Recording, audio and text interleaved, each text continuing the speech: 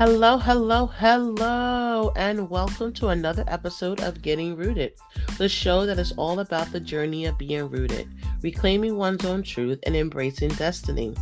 I'm Janine Hansel from Pong, your host, and I'm a licensed clinical professional counselor and trauma specialist in the state of Maryland.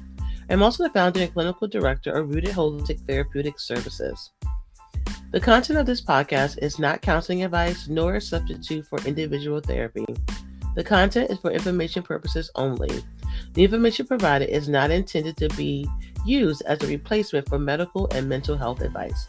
Please seek and follow the advice of your licensed mental health and medical professional. In this episode, I will be discussing people pleasing.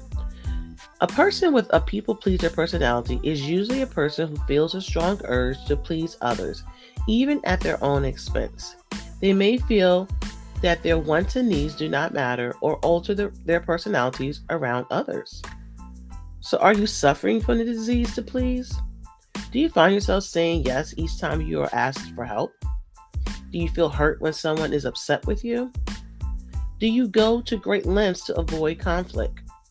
Do you feel guilty every time you say no? Do you feel like you need an excuse when rejecting an invitation or request for help?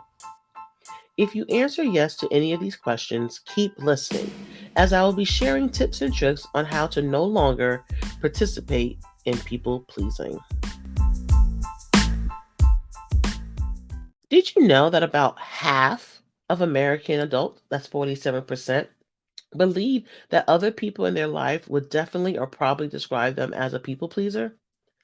51% of women believe others see them this way, and 42% of men say this. So, when in my practice, I have chronic people pleasers. And in my discussion with them, we kind of talked about what's getting in the way of their relationships and what is causing them to feel drained and overwhelmed. And it all comes down to people pleasing. And I myself am in recovery. I'm a recovered people pleaser. And there was some true signs that I was engaging in this behavior. And I see it day in and day out with my clients, um, just operating in this space that do not suit them. So you may be asking, what are some of the signs that you have the disease to please? Well, it really comes down to a few things. A person that is a people pleaser may manifest finding it hard to say no to requests, regularly taking on extra work even if they do not have the time, often overcommitting to plans, responsibilities, or even projects. Some avoid advocating for their own needs, such as saying that they're fine when they're really not. Also, avoiding disagreeing with people or voicing their opinion honestly because they don't want a fight. Some go along with things that they're not happy with just to avoid friction. And so when we see these signs, when we see these red flags, as I call them, a person typically may feel pressure to be friendly or nice or cheerful at all times. They may be anxious about creating unease or standing up for themselves. They may feel stressed due to the commitments that they've taken on that they don't want to do. They may feel frustrated that they never seem to have time for themselves. Usually, their own wants and needs do not matter in comparison to others. They put everyone in front of them. And usually, people take advantage of these type of people because they lack boundaries. I am known as a boundary queen because I recognize that if I don't set boundaries, people are going to walk all over me. People are going to be operating in a way in my life that I don't want them to be operating. So setting boundaries is important. And we'll talk more about that in a little bit. But you may be asking, why do people participate in this pattern of behavior? What caused them to become chronic people pleasers? And a big part of it is people pleasing is a label. It's not a diagnosis, but it's a label for types of behavior that you see from individuals that really struggled with setting a boundary. And some of the factors that may lead to these type of behaviors are really a few things. One is low self-esteem, right? If a person feels that they're worthless, or they're worth less than other people, they tend to fall into this trap of trying to please others. Um, they may not advocate for themselves or even be aware of what they really want. And they feel like they have no purpose, so they might as well serve others. Um, so individuals that really don't think highly of themselves will fall in these traps. Another one is, or another factor is anxiety, right? So some people may attempt to people please because they feel anxious about either fitting in or receiving rejection or causing offense to someone. So, for example, a person with social anxiety may feel they must do whatever their friends want to do in order to fit in order to be liked by them. Um, and so, usually, it's a subtle attempt to really control other people's perceptions of them so they go above and beyond because they're really anxious. A big piece of this is social anxiety, and really wanting to fit in. Another factor to kind of consider is avoiding conflict. So if a person is a chronic conflict avoider, you may find also the behaviors of people pleasing present. So people who are afraid of conflict or they feel that they have to avoid it, um, they don't want to have disagreement, they don't want to ruffle feathers, they don't want to upset someone else. Those individuals operate in the realm of people pleasing. Some other things to consider is culture and socialization. So in some cultures, whether it's family, whether it's community or country or a nation, they really highly, a lot of times influence someone to view their duty towards another person. So, for instance, um, you may learn that to be totally selfless, you have to give of yourself no matter what it takes. Sometimes we see that in marriages, sometimes we see that in parent and child relationship. And so, really, a lot of times, it's a culture component that either has to be looked at and considered when addressing these components of people pleasing.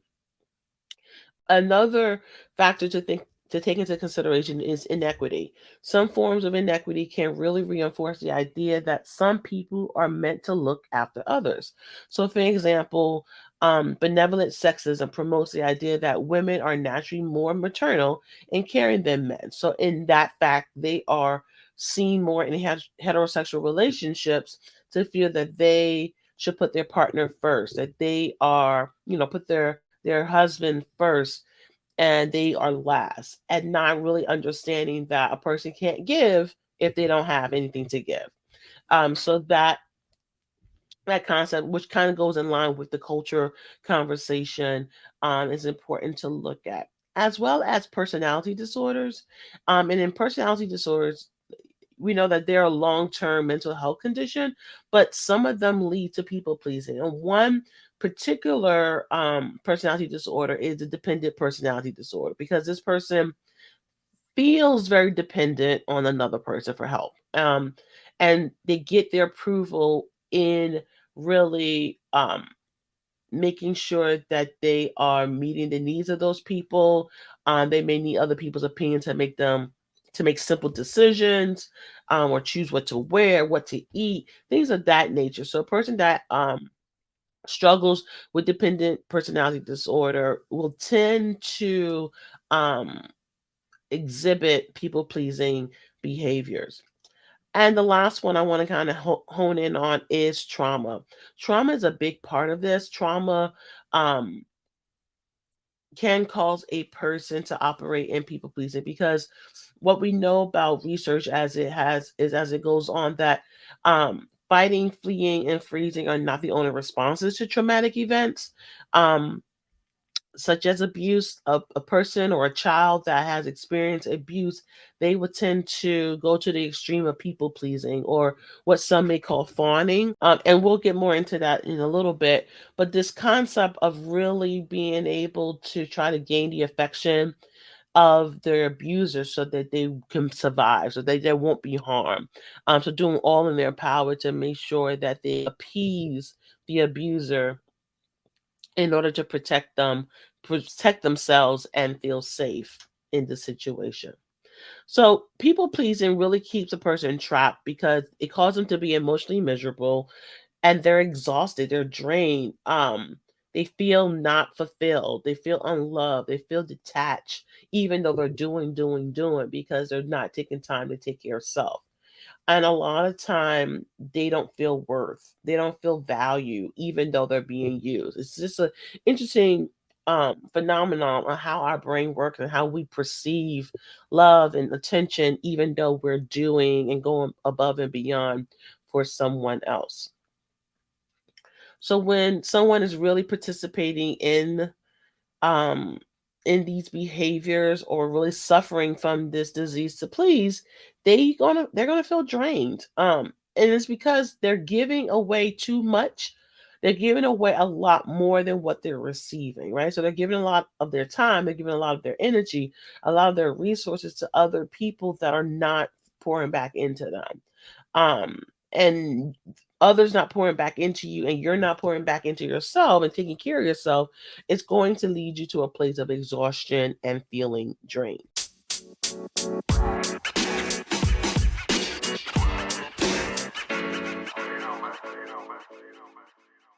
So when we have experienced a trauma, there are subtle effects that causes us to really seek safety. And so, as I said earlier, another word for people pleasing can be used is fawn, FAWN. And a person that we know that has significant trauma typically utilizes fawning to appease the other person that is a potential threat or danger. And this response really involves changing the victim's behavior or holding back their opinion, their desires, in order to really avoid conflict with the abuser.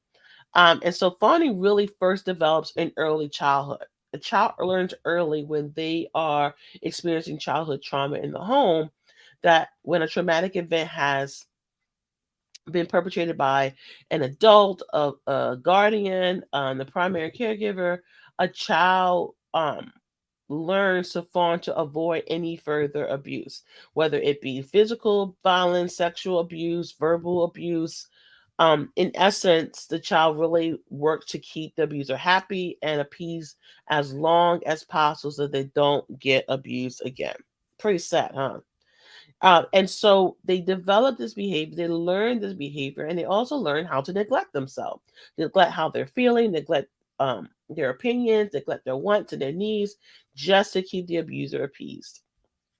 And this really damages a child's world perception and creates a pattern of learned behavior that are carried on later in their life, and you see it show up in their both their interpersonal relationship and their professional relationship, because it's a trauma response from what has happened in their childhood. So this is important to really recognize the sign, recognize when you're engaging in these behavior, and really utilize skills and tips and tricks in order to be more mindful and intentional about not falling into the trap. So, in what areas of your life should you start practicing no? I would say all of them. No is a full sentence. It is two-letter word sentence. No. Um, and when you say no, know that you don't have to give a reason why you're saying no. I think a lot of time we feel obligated to give a reason why we're saying no. And I once heard someone say, if you told that person yes, would you have to give them a reason why you're saying no? And the answer is no. If you're telling someone no, you are not obligated to explain why you're saying no. And so in DBT, or dialectical behavior therapy, Marsha Linehan has a skill called FAST, FAST, which is a skill really to help you establish and improve your own self respect. Because what we know is if you don't respect yourself, ain't nobody else going to respect you. Right? So you have to respect yourself so that others can respect you as well. And so in this skill, if you know anything about DBT, it's usually acronym based, and every acronym or every word, each letter has a meaning, right? So that's what an acronym is, right? So FAST stands for fairness, avoid apologizing, stick to your values, and truthfulness. And when we talk about fairness, you want to be fair to yourself and to others. You don't want to do something that you really don't want to do, and be fair to yourself and recognize that you don't want to do it. Or don't lie to someone else and tell them that you're going to do it when you really don't want to do it. Right? So acknowledging for yourself what feels right and what sits right with you. And so to be fair to you and to others, you have to ask yourself, are you helping because it makes you feel happy and satisfied, or because you feel guilty? Because there's a thin line between people pleasing versus being kind and generous. And so if you decide that you want to do something because it reinforces your values, it gives you joy, then do it. No one's stopping you. Do what you feel that is good for you. But if you're feeling anxious, if you're feeling guilty, if you're feeling bad for saying yes, or you don't really want to go, there's no joy, there's no pleasure, then you have to re examine why you're saying yes in the first place, right? But then you have a son and they ask you as a male to be a son or a daughter, they ask you to be the leader of the troop. And you think about it and you say yes, but you say yes because you value contributing to the community. You value helping the children. You value participating in community events. If that's all lining up with your values, then go for it. But if it's going to be stressful, you're going to be angry and anxious all the time, you're going to be feeling overwhelmed, then you have to reconsider what your answer is going to be, right? Because if simply saying yes causes you to avoid guilt, you may be committing for the wrong reason. You're not committing because you want to do it. If you say yes to feel less bad or less anxious or less guilty or less sorry, then you're operating on the people pleasing bus. So instead of accepting every opportunity thrown at you, recognize that you need to set up boundaries. Recognize whether or not you're doing something because you want to be kind and generous, or because you feel bad and you have to. Because you don't have to do anything, right? So don't worry, recognizing the difference, it doesn't make you selfish. And a lot of times my clients say, well, I don't want to seem selfish. And I'm like, well, you have to take care of yourself first in order to help anybody else take care of themselves or their selves. And so you have to be honest. You have to be honest with what is working for you and what's not working for you, and not try to appease people. So the second part of that is the A, and that's avoid over apologizing. Really refrain from over apologizing. People pleasers are always sorry. I have clients that always say, "Oh, I'm so sorry," and I'm like, "What are you sorry for?" And they can't even say why they're sorry, right? Um, and if you recognize that you're a people pleaser, you're likely have the best intentions in mind, but you're over apologizing just to make you feel better, right? You're over apologizing because you feel bad that something that you weren't able to do something. You don't have to apologize for not wanting to do something. You don't. Because when you apologize for something that you're not doing, or you apologize for something that you didn't do wrong, you're being dishonest. You're actually being dishonest, because apologizing when you did nothing wrong makes it appear as if you were in the wrong for saying no. And that's far from the truth. You're admitting to guilt for a crime that you didn't commit. So you want to make sure that you're not engaging in the behavior of people pleasing, but you also don't want to be engaging in the behavior of feeling guilty and over apologizing and making it seem like the person that's making the request is right for making the request and reasonable and justified, and you're wrong for saying no, because that's what your anxious brain wants you to believe, and it couldn't be further from the truth. You want to stick to your values, and really looking at with sticking to your values, letting your values drive your decision. Don't let your decision filter be, did someone ask me to do it? Instead, you want to think, is this in line with my value and interest? If it's not, say, what? No. Practicing saying no can feel really hard and difficult. A lot of my clients avoid saying no because they don't want to feel the discomfort. So we really work on sitting in that emotion of discomfort, because the longer you sit in it, the more comfortable it becomes to handle the feelings that come with it. Because if you've never said no a day in your life, or you have difficulty saying no, when you first say no to someone, it's going to feel like someone's hitting you with a set of brass knuckles. It's going to feel aggressive. It's going to feel uncomfortable, right? And you want to not be passive aggressive either. You want to be on the spectrum that is comfortable, but that means you have to practice it. Because there's truly a difference between being passive aggressive and just being aggressive. And so recognizing that you want to be an assertive person, and this person achieves their goals while still being polite and respectful, and to those around them. They're not double minded. They're very clear on what they want, but they're asserting what they want, and they're asserting what they don't want.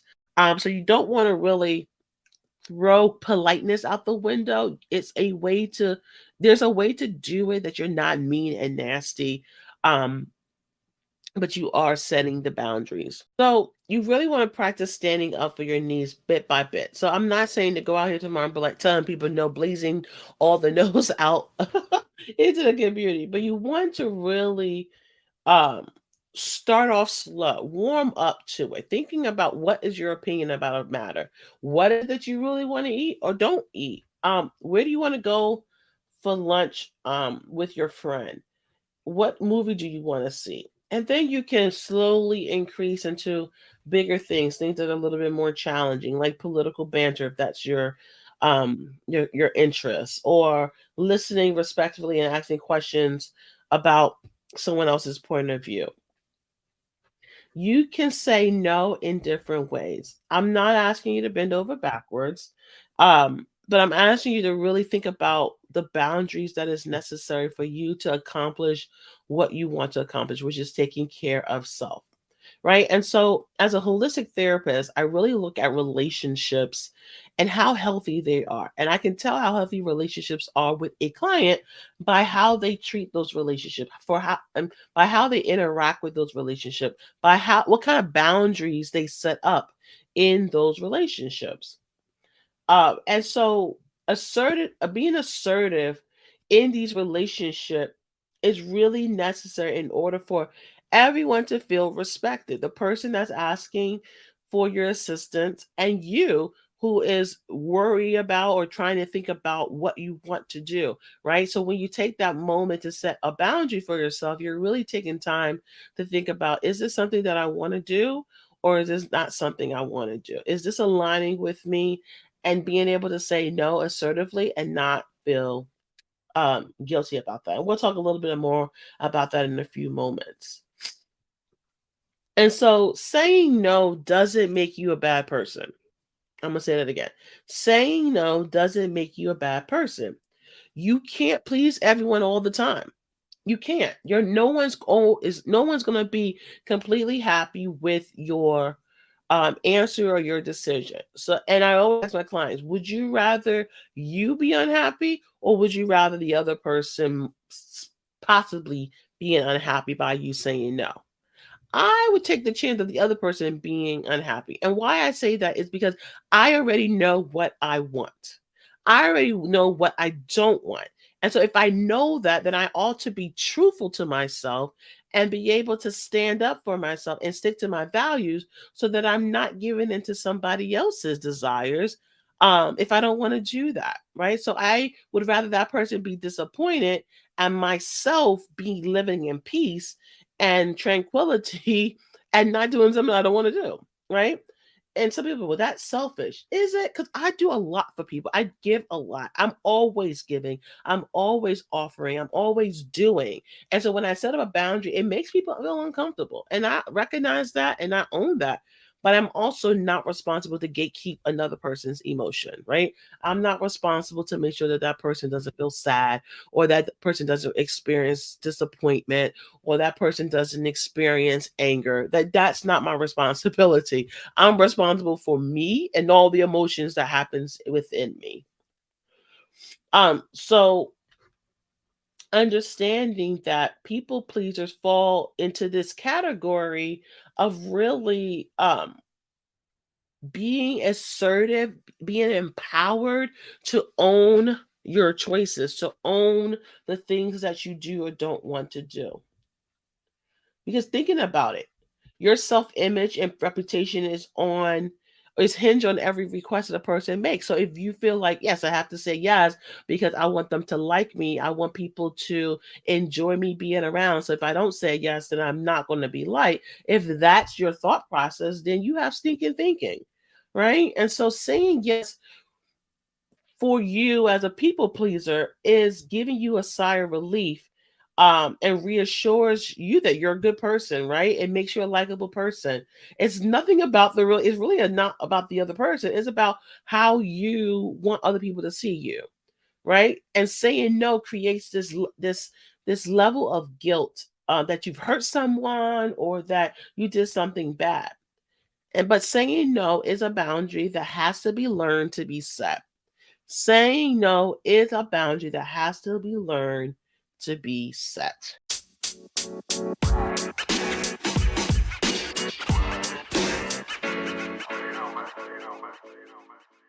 So, I want to talk about this question that I get a lot in my sessions with clients is they ask, but how do I say no without feeling guilty?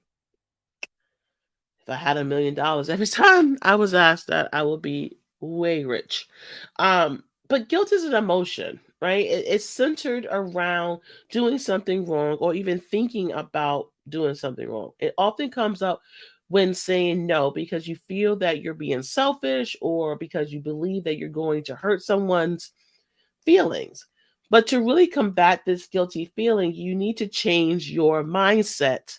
You have to change your mindset. It's not up to the person to change theirs. It's up to you to change your mindset because you have to really pay attention to how people are really affected by being told no. We are told no multiple times in a day. If I could go to a store and I said, "Well, you have this in your online catalog, or you have this online, and it says that it's 30% off, but in the store it's full price," and they tell me, "Well, no, that is just if you buy it online, not if you buy it in the store." They just told me no. And so it's my job to accept it. It's not their job for me to accept it. It's my job to accept what I'm being told and handle my emotion that comes with that acceptance, or maybe lack of acceptance, right? So paying attention to how people are really affected by saying no. And the other part is really getting clarity around what's important to you. What's important to you that your no is connected to, right? So if your no is not connected to anything deep and you're just saying no, it's going to be easier for you to feel guilty. But if your no is connected to something deeper, then you may have less of a likelihood of feeling guilty. So we really have to start paying attention to people when they say no. We got to notice who is saying it, how they're saying it, and the reaction they get when they say no. I think a lot of times we think of individuals that we're interacting with as children, right? When we tell a child no, a lot of times they initially start have a tantrum. And so in having a tantrum, that is what the person is trying to avoid, right? Remember I told earlier, they're all about avoidance. So avoiding discomfort, avoiding uncomfortable situation. And so when we set a boundary, when we look at the community, we look at people around us and we notice them setting a boundary, we got to notice who are they setting the boundary with and what is the reaction, right? Our anxious brain is telling us, oh, they're not going to like you. Oh my goodness, they're going to cancel you. Oh my goodness, they're not going to want to be around you. But that's just anxious thought. Is there any validity behind those anxious thoughts? So we really got to work on opening our minds to the reality that saying no is common and is accepted by most people. Most people accept no. They may not like it, but they accept it, right? And so to effectively set healthy boundaries, we have to understand ourselves more deeply. And so, because it's difficult really to know where to set boundaries and what they should be if we don't know really what we want, if we don't understand what motivates us, if we don't understand what gives us purpose, what are our core values, right? If we're not clear on the vision for our lives, then and where we're headed, then we're just kind of going with the wind or going with the flow, right? But we got to be clear about what our core needs. We got to be clear about what we need, what our inner selves or our inner thoughts, our inner person needs. Um, and these are markers in really in setting priorities for what you stand for, setting priorities for what boundaries you need in place, setting priorities for determining really who you are as a person, right? If your label has always been a people pleaser, but it has been um what I want to say, it been encased with this idea of being a nice person. Well, I'm a nice person, that's why I do it. Then you have to go back to the drawing board because okay, you can be a nice person and still not do everything someone wants you to do. Like that is possible, right? Two things can be true at the same time, which is a dialectic. So you can be nice and still have boundaries and say no. Go figure. So to do this, you need to get started by determining really what are your core values? What is important to you? What is motivating you and what is giving you purpose? Because saying no isn't really about the no. It's really not about the no, but it's about standing up for your own values and principles, and it's about prioritizing what's important to you. If you never prioritize what's important to you, someone will always get in the way of you. Right?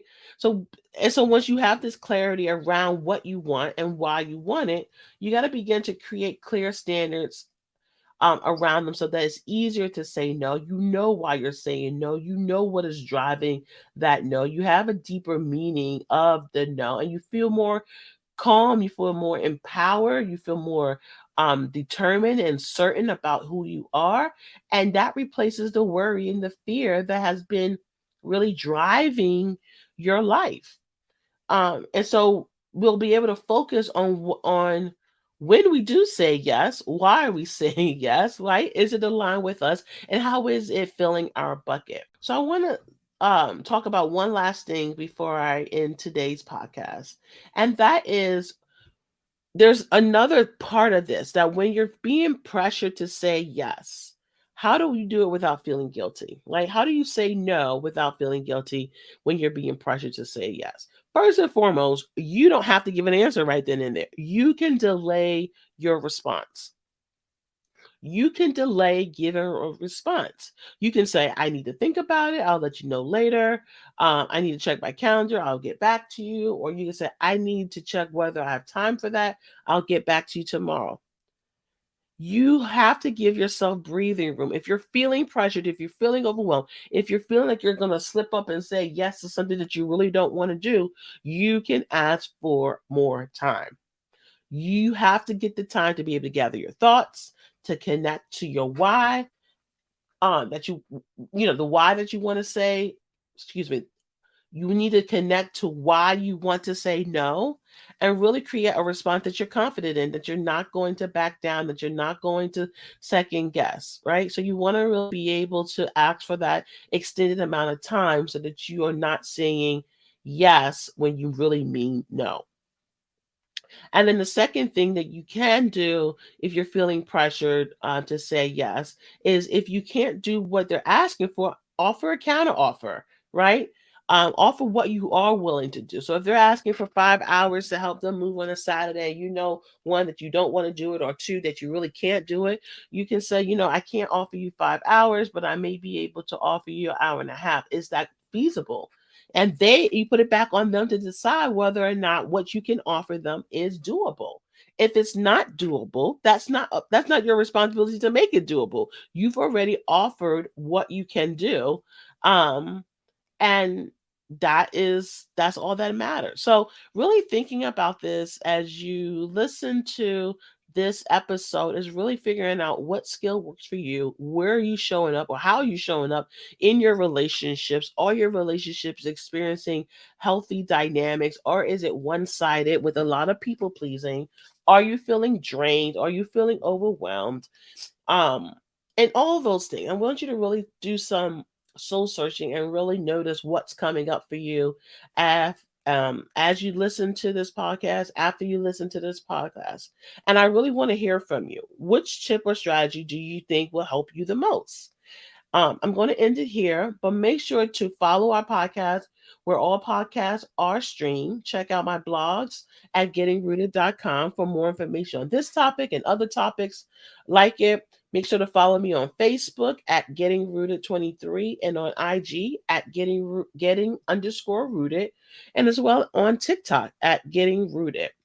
Make sure to join the conversation and tell me all that you thought about today's podcast. My favorite part of this participating in the great conversations that happens on social media and in our comment section. So don't forget to let us know you were listening. So until next time, make sure that you're doing all that you can do to get rooted, which is reclaiming one's own truth and embracing destiny. Until next time, be well.